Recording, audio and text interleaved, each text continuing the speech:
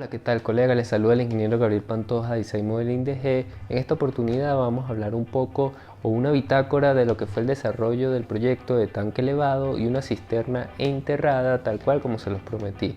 Un poco hablar de las características de este proyecto: un tanque elevado con una capacidad de 100 metros cúbicos y una altura de 20 metros hasta la losa inferior, la tapa inferior del tanque. Para diseñar este proyecto se tomó en cuenta los requisitos del cliente, que fueron en principio la carga hidráulica y la capacidad del tanque. Se procedió con la geometría y obtuvimos una geometría de un tanque cuadrado de 5 por 5 por 4 de altura, dejando como siempre el borde libre.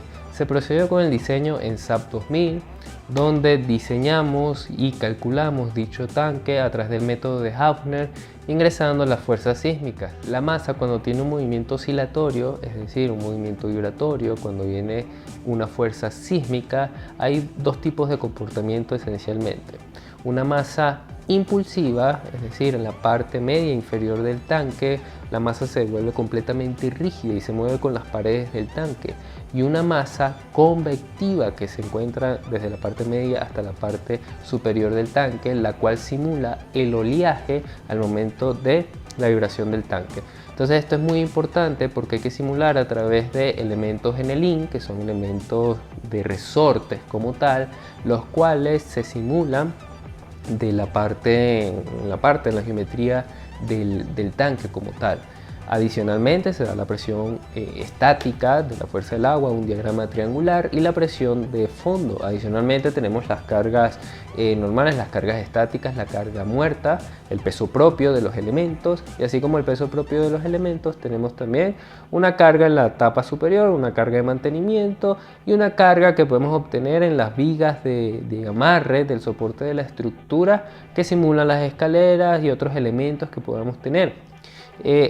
Al obtener todo esto se hace la simulación, se verifican los desplazamientos, se verifican las presiones, se verifican los esfuerzos en las paredes del tanque y por último se diseña la estructura de soporte.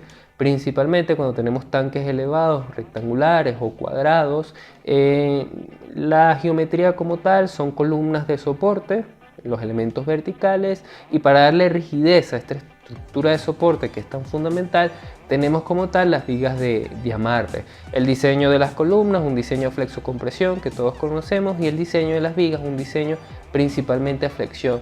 Es muy importante entender que la unión de la viga de amarre con la columna hay que tener mucho énfasis en el nodo, ¿no? En el nodo crítico. Por eso, y el detallado del nodo crítico es fundamental, donde tenemos que verificar sobre todo la distribución del acero transversal, el acero de los estribos, comúnmente conocido, y tener una continuación de los estribos que ocurren o que van continuos desde la columna.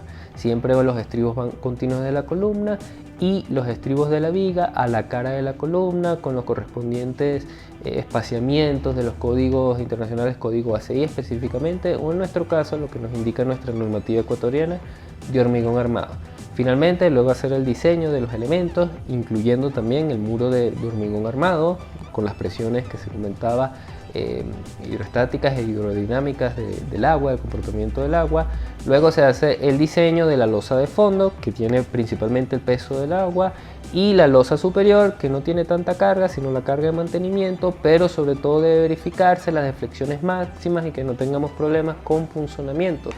Por último, hacer todo el diseño completo. Finalizamos con las reacciones en la base, reacciones axiales, cortantes y momento, para el diseño del sistema de cimentaciones. Este sistema de cimentaciones fue un poquito particular por las condiciones del suelo, una capacidad portante de 17 toneladas por metro cuadrado, 1.7 kilogramos por centímetros cuadrados, y lo que se buscó con una profundidad de desplante de 1.5 es tener un sistema de zapatas aislada, pero adicional unas vigas de equilibrio o vigas de cimentación que van a la altura de la zapata. ¿Para qué? Para redistribuir los esfuerzos al terreno, ya que si solo tenemos las zapatas vamos a tener un diagrama triangular no convencional en la distribución de esfuerzos al terreno, y se busca que el diagrama sea completamente lineal, ¿no? Cuadrado, distribuido en el área. Para eso funcionan las vigas de equilibrio. Y si pueden visualizar, vamos a tener en todo el centro una especie de contrapeso para evitar los grandes momentos de volcamiento que pueden ocurrir, no producto de la excitación sísmica, sino de otros factores que puedan ocurrir y sobre todo los grandes momentos. De esta manera estabilizar una especie de boya, una especie de contrapeso en la parte central. Las dimensiones típicas de la zapata de 2 metros por 2 metros, 40 centímetros de peralte, refuerzo de acero de 18 milímetros de la parrilla de acero, columnas 18 milímetros en la parte inferior, 16 milímetros en la parte superior y refuerzo de vigas de 30 por 40 de 16 milímetros con 14 milímetros en los extremos, bastones en los extremos y columnas de 40 por 40, muros de 20 centímetros, espesor de fondo de la losa de 20 centímetros y la losa superior 15 centímetros de espesor. Y ahora hablemos un poco del cálculo de la cisterna. El cálculo de la cisterna un poquito especial en el sentido de la capacidad por carga hidráulica. Recuerden que debemos cumplir con una carga hidráulica, una distribución hidráulica y condiciones que nos indican desde la parte del punto de vista de ingeniería hidráulica, que es la capacidad del tanque era de 1500 metros cúbicos o es de 1500 metros cúbicos. Ahora, para cumplir con esa capacidad y la implantación, ¿no?, de la cisterna, se trabajaron con unas dimensiones de 27 por 2 y 5 metros de profundidad. El problema de esto es que tenemos un volumen como tal muy considerable y si trabajábamos con solo un tanque, una cisterna, perdón, con estas dimensiones íbamos a tener luego problemas en la losa de fondo, íbamos a tener espesores de paredes del muro bien considerables y también por problemas del diseño hidráulico al tener solo un tanque de 1500 metros cúbicos para la descarga y carga, ¿no?, llenado y vaciado del tanque, iba a ser un poquito complicado, además de temas de filtración y demás. Entonces se propuso y se optó desde el punto de vista de ingeniería hidráulica y desde el punto de vista de la parte estructural, dividir el tanque en dos, ¿no? Tener dos tanques divididos en dos. Al tener la mitad de las dimensiones vamos a tener un tanque que va a estar a la capacidad de llenado, luego que se vacíe, el segundo tanque se va a llenar y así sucesivamente. Esto permite que en la parte central tengamos dos bombas como tal que permitan este funcionamiento y desde el punto de vista estructural vamos a disminuir los espesores del muro, aunque estos espesores del muro tienen refuerzos como tal de columnas. No solo es el muro como tal, un muro de hormigón armado de espesor de 35 centímetros como tal, que ya es considerable, sino también tiene refuerzos de columnas en las esquinas y zonas centrales y columnas espaciadas cada 3 metros, 3.5 metros y vigas de borde en el contrapiso, en la parte central y en la parte superior. Todo esto para reforzar la estructura por los grandes esfuerzos de el empuje lateral del terreno como tal, por coeficiente de fricción 35 grados, teníamos un empuje de 2400 kilogramos distribuido triangularmente y el empuje congruente de la masa del agua en las paredes internas del tanque.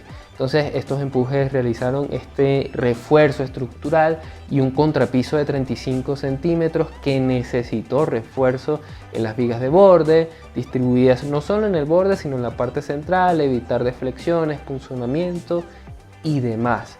Este diseño se realizó en SAP 2000, al igual que el tanque, y se concluyó obteniendo estas dimensiones, un tanque dividido en dos y con espesores de muro 35 centímetros, contrapiso 35 centímetros y espesor de la losa superior, la tapa superior como tal, de 25 centímetros. En la fase de documentación y elaboración de planos y posterior presupuesto, especificaciones técnicas y demás, optamos por la opción de emplear nuestra metodología BIM a través del programa de Revit, específicamente en el área de estructura, Revit Structure, donde modelamos primero el tanque. Primero el proceso es modelar los elementos como tal, zapatas, vigas de cimentación, vigas de amarre, columnas, las paredes, el muro, losa inferior y losa superior. Luego de esto se procede con el rebar, el refuerzo de acero, lo cual requiere su tiempo y reforzar todos los elementos, es decir, disponer todo el acero, donde tuvimos un acero de diámetro de 14 milímetros, 12 milímetros, 16 milímetros, 18 milímetros, comenzando y por, digamos, una especie de sugerencia, comenzar por los elementos de las zapatas, que son lo más sencillo, un refuerzo bidireccional en la parrilla inferior. Luego vamos a las columnas, refuerzo de las columnas. Al tener 4 elementos de apoyo, 4 columnas a lo largo de los 20 metros, solo se aplica el refuerzo de una de las columnas y se copia como un grupo, y ya vamos a tener refuerzo de las otras 4 columnas. Con la viga lo mismo, teníamos vigas de base 30, altura 40. A realizar un refuerzo vamos a tener digamos en un solo nivel, en las 4 caras, una viga por cara. Entonces el refuerzo es el mismo. Al realizar el refuerzo de una cara podemos copiar y después ir copiando en los distintos niveles. En la losa inferior, Revit tiene la bondad de hacer refuerzos por área, igual que la losa superior. Y por último, en los muros se aplica refuerzo por área de los muros, empleando detalles constructivos muy importantes como lo son los ganchos, dependiendo del cálculo que se haya hecho de la longitud de desarrollo y del gancho, como mínimo un gancho de 12 veces el diámetro, ¿no? Y luego de tener toda la parte de refuerzo de acero, se procede primero con las cantidades de obra. Cantidades de hormigón de columnas, cantidades de hormigón de vigas, cantidades de hormigón de zapatas, cantidades de hormigón de muros, cantidades de hormigón de losas. Y luego de obtener las cantidades de hormigón se procede con la parte de acero, ¿sí? Con la estructura área que denomina Revit, pero en realidad es realizar las planillas de acero. Planillas de acero de zapatas, planillas de acero de columnas, planillas de acero de vigas, losas y muros. Esto es muy importante porque en la parte constructiva, al realizar los cortes, ¿no? Inclusive para la parte de pedido de refuerzo de acero es muy importante, porque al realizar los cortes de las longitudes de las varillas y los ganchos como tal, tenemos que proponer las dimensiones y cuáles son las formas de la planilla de acero. Por ejemplo, una forma tipo C, que es muy común en la parrilla de acero de las zapatas, llamada así porque tienes gancho en los extremos y en la parte central la varilla recta, o una forma tipo por la forma que tienen los estribos, ¿no? Con un gancho sísmico de un ángulo de 135 grados.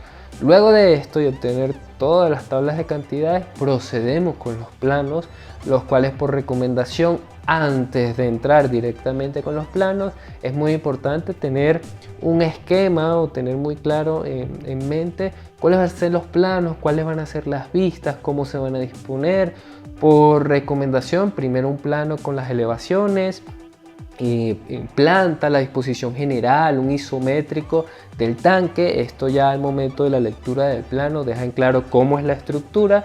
Luego viene la cimentación, solo un plano de cimentación, plantas, elevaciones, cortes, un isométrico de los tipos de cimentación con las características principales de la cimentación, el replantillo característico de 10 centímetros, luego un alzado de columnas donde se vea la distribución del acero, las secciones de las columnas como tal y su respectivo cuadro de la planilla de acero con la forma de cada uno de los tipos de acero, luego únicamente uno de vigas. Otro que puede, dependiendo del espacio que ustedes tengan y el tipo de estructura, unir losas y muros. Una planta sobre todo de las losas y un corte principalmente de las losas y muros estaría más que suficiente, y este proceso se repite de igual forma con las cisternas. La cisterna es un poco más fácil o un poco más rápido por el tema de que teníamos las losas y muros. Entonces la cisterna básicamente digamos lo que está compuesto más las vigas que estaban reforzando el muro y las columnas de borde y columnas centrales. Ya al tener todos los planos estructurales se culmina con un plano específicamente de la parte de detalles hidráulicos o detalles de tuberías, porque solo presentar un plano estructural sin los detalles del recorrido de la tubería, los accesorios, las escaleras y demás estaría incompleto. Entonces un plano específico de esta manera en el detalle hidráulico como tal. Y por último, ya cerrar con el tema del cerramiento que se necesita. Se emplea un cerramiento típico de malla galvanizada, haciendo la salvedad que teníamos un desnivel de 2 metros en una de las esquinas laterales de la implantación del terreno, de las caras laterales de la implantación del terreno. Luego se entregaron estos 12 planos y se culmina con el presupuesto de obras, realizando un análisis de precio unitario. Esto va a ir cambiando y adaptándose en función de sus localidades y culminando y cerrando con las especificaciones técnicas. De esta manera se entrega el proyecto completo. Recuerden, si les gustó este video y esta bitácora descriptiva de todo el proyecto del diseño del tanque elevado y la cisterna, déjanos un comentario, también suscríbete a nuestro canal y saludos.